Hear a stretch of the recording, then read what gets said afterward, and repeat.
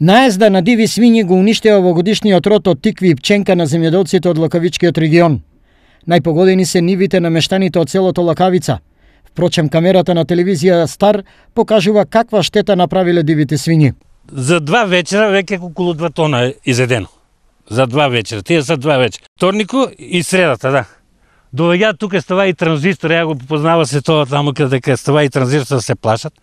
Ама работел дека работел транзистор, они па улезеле. За сега оштетените немаат решение за заштита на родот. Нокните стражи не даваат резултат. Дивите свињи и понатаму продолжуваат со уништувањето. Јас иначе у средата беше до 10 сата тука. И веќе страме, веќе фана, веќе 10 сата и се отиде. Они посабали то па. Првпат ли доаѓаат? Дали доаѓали минатите години? Пролета има марула, оштетено марулата, тука целото што беше марулата до нула. До нула. Ја на човеко пред 10 дена, мумруската, таа е 2,5 декара, мумруска до нула. Како единствено можно решение е предвремената берба. Друг начин земјоделците не гледаат во одбрана од гладните диви животни. Поради нападот на дивите свињи на дивечот, бербата обично на тиквата е околу средината на септември. Поради дивечот мораме да ја обрзаме за да спасиме нешто од родот, од плодот.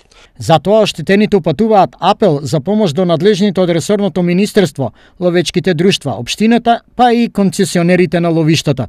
Да се преземе одржавали, да се заштите од целото, сите ја тука, на друг име, на трето име, на повеќе, ја и куќите тука почнаа да леват тука.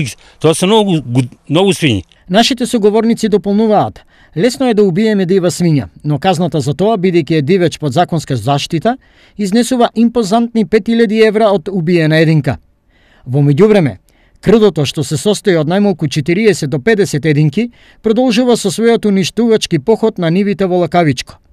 Освен гладните диви свињи, од пред неколку години овој регион беше нападнат и од наезда на големи роеви од марокански скаколци, уништувајќи повеќе хектари под пченица.